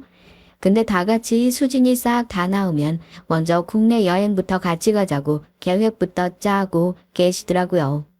수진이는 예전보다 더 철들고 더 밝아졌어요. 그런 끔찍한 경험을 한 것에 대해서 제가 사과를 했어요. 지켜주지 못한 것에 대해서요. 수진인 덤덤하게 얘기하더라고요. 엄마, 그땐 좀 무서웠는데 이제 아무렇지도 않아요. 그 아저씨 그리고 감옥 갔다면서요? 꼬쉽다. 네. 죄 지으면 역시 벌을 받는구나. 앞으로 그런 아저씨 보면 혼내주게. 나 운동 배울래요.